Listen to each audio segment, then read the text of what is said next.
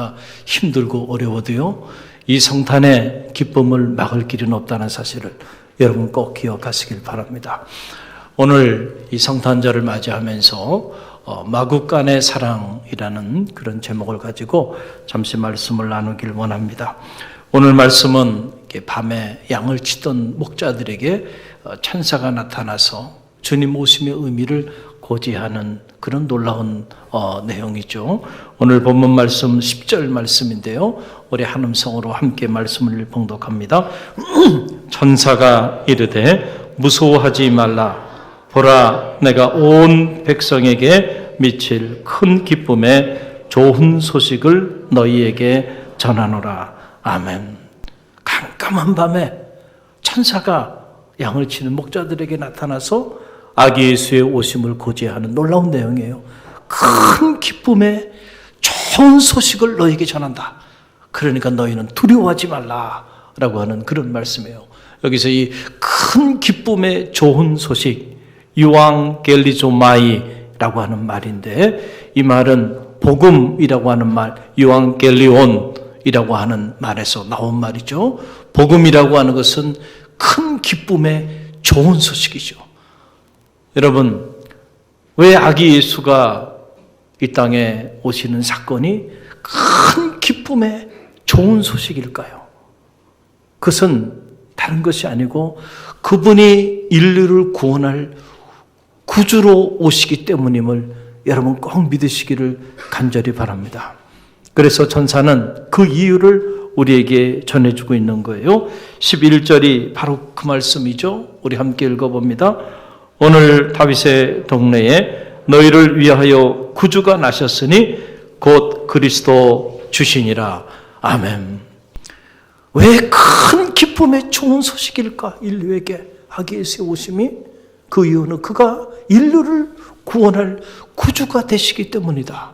여러분, 여기서 이 구주라고 하는 말은 헬라어로 소테르라고 하는 말이에요. 한번 따라해보세요. 소테르라고 하는 말인데, 이 말은 우리가 신학에서 구원의 의미를 다루는 학문적 분야를 구원론이라고 말해요. 이걸 소테올라지라고 말을 하는데, 이 소테올라지라고 하는 이 언어가 바로 소테르에서 온 말입니다. 큰 기쁨의 좋은 소식인 이유, 아기 예수가 우리 가운데 오신 사건이, 그것은 그가 소테르, 구주로 우리 가운데 오셨기 때문이라는 거죠. 그 소테르의 의미가 뭘까요? 사랑하는 자녀가 물에 빠졌어요. 그래가지고 막 그냥 물에 휩쓸려 떠내려 가는데 어떻게 할 길이 없습니다, 부모는. 그런데 누군가 나타나서 그 물에 떠내려가는 자녀를 건져주는 거, 이게 소테르입니다. 이게 소테르예요. 큰 질병에 걸렸어요. 그래서 고통 가운데 죽어가고 있는데 어떻게 손을 쓸 길이 없어요. 그런데 누군가 나타나서 그 질병을 치유해 주는 거, 이게 바로 소테르입니다. 이게 소테르예요. 사업을 열심히 했어요.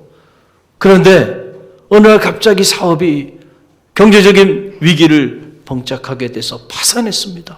그래서 완전히 길바닥에 내앉게 된 이 극도의 경제적인 위기 상황 속에 자리하게 되었는데, 그때 누군가가 나타나서 도움을 줘서 다시 재기할 수 있도록 회복시켜줬어요. 이것이 바로 소테르입니다. 감당할 수 없는 큰 죄를 범했어요. 그래서 그 죄의 형벌로 사형 언도를 받고 형장의 이슬 가운데 사라질 수밖에 없는 그런 상황에 던져지게 되었는데, 누군가가 나타나서 그 사람의 죄를 다 사해주고 그를 오히려 사면해 준 겁니다. 이게 바로 뭐예요? 이게 소테르라는 거예요. 우리가 이런저런 삶의 위기 가운데 마음이 무너지고, 그래서 절망 가운데 더 이상 버틸 힘이 없어서 그렇게 좌절하고 낙심한 삶에 자리하고 있는데, 누군가 나타나서요, 우리의 마음을 위로하여 주고 격려하여 주고 다시 일어설 수 있는 새 힘을 허락하여 주셨어요. 이것이 바로 소테르라는 하는 말이에요. 구주가 오셨다라고 하는 이 사건이 온 인류에게 큰 기쁨의 좋은 소식이 되는 이유는 그는 우리를 영적으로, 정신적으로, 그리고 육적으로 완전히 파산한 상황에서 우리를 다시 건져주셨어. 다시 일어서게 하시고 다시 새 힘을 공급하여 주시는 분으로 우리 가운데 오셨기 때문에 오늘 이 성탄이 이런저런 어려움으로 마음도 무너지고 이런저런 위기로 인해서 온 인류가 고통 가운데 자리하고 있지만 그럼에도 불구하고 아기 예수의 오심의 사건이 여전히 온 인류에게 큰 기쁨의 소식이 되는 이유는 그는 여전히 우리의 구주가 되기 때문임을 여러분 꼭 믿으시기를 간절히 바랍니다. 그래서요, 이 성탄은요, 전쟁 중에서도, 전쟁하는 중에도 이 성탄절은 전쟁을 멈추고 그 자리에서 구주로 우리 가운데 오신 아기 예수를 경배하는 날이 바로 이 성탄절임을 여러분 꼭 기억하고요. 우리에게는 동방박사 세 사람처럼 황금과 유향과 몰약은 없다 할지라도 우리도 동방박사 세 사람처럼 말구 위에 오늘 구주로 소테르로 우리 가운데 찾아오신 주님을 마음껏 경배하고 찬양하는 그런 성탄절 아침이 되기를 주님의 이름으로 간절히 축원드립니다. 여러분, 성탄이 우리에게 던져주는 가장 큰 기적 중의 기적은 뭘까요? 그것은 바로 하나님이 인간이 됐다는 사건이에요. 그렇잖아요? 하나님이 인간이 됐다. 이것만큼 더 큰 사건이 있을까요? 이것만큼 더 큰 기적이 있을까요? 이것만큼 우리 그리스도인이 흠모해야 할 사건이 있겠는가? 그분이 베들레헴 그것도 말구유에 탄생하셨다. 이것보다 더 큰 기적이 세상에 어디 있겠는가라고 하는 사실이에요. 그래서 오늘 천사는 아기 예수의 오심을 고지하면서 그 사건을 12절 말씀 보게 되니까 구유에 누우신 주님의 모습을 우리에게 전해주고 있는데요. 12절 말씀 저와 여러분이 다시 한번 함께 읽어봅니다. 함께 읽습니다. 너희가 가서 강보에 쌓여 구유에 누워있는 아기를 보리니 이것이 너희에게 표적이니라 하니 그랬어요. 여러분, 당시 상황을 잠시 말씀드리면 가이사 아우구스토스가 이스라엘 백성들에게 호적하도록 영을 내린 거예요.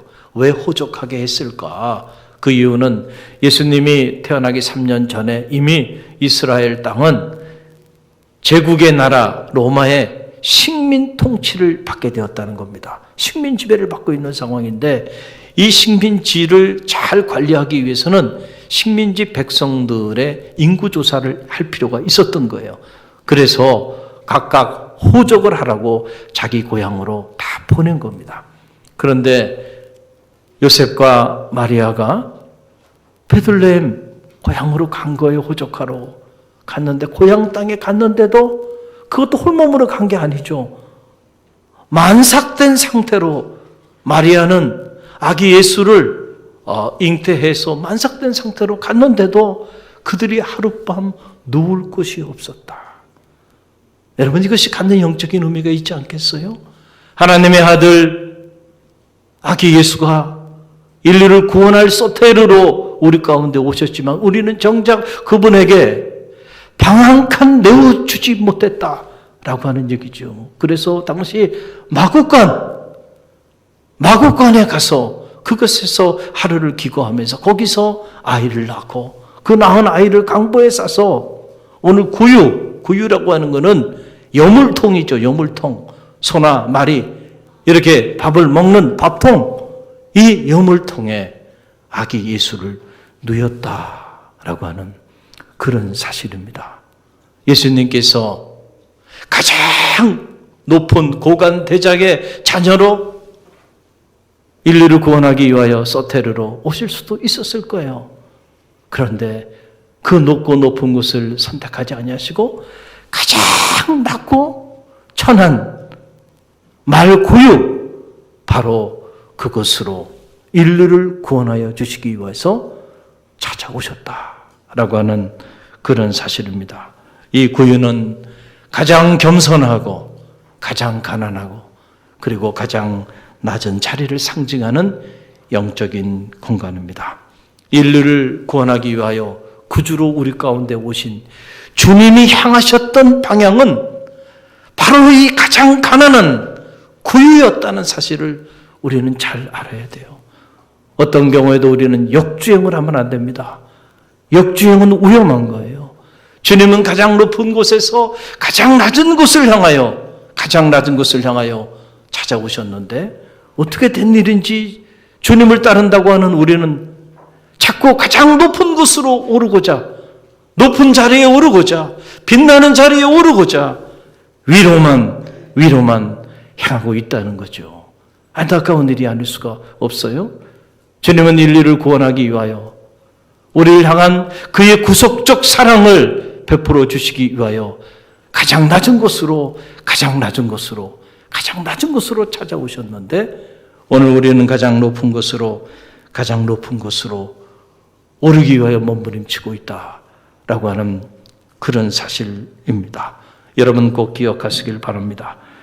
인류를 구원할 하나님의 구속의 사랑은 바로 가장 낮은 자리에서부터 시작됐다는 사실을 꼭 기억하시길 바랍니다.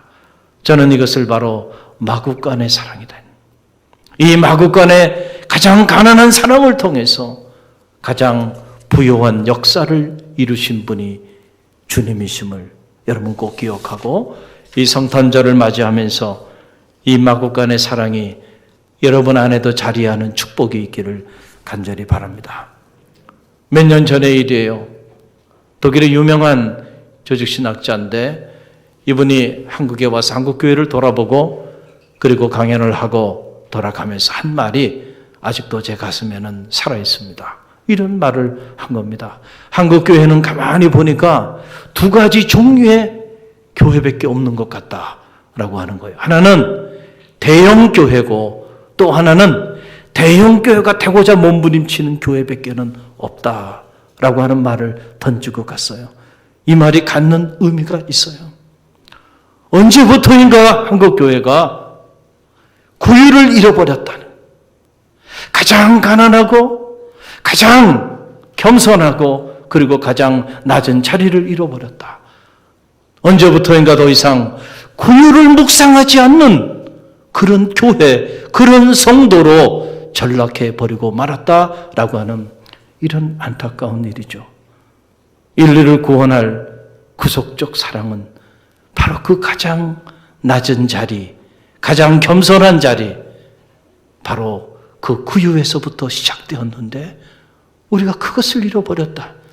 신학적으로 말하면 성육신적 영성을 잃어버렸다는 거예요.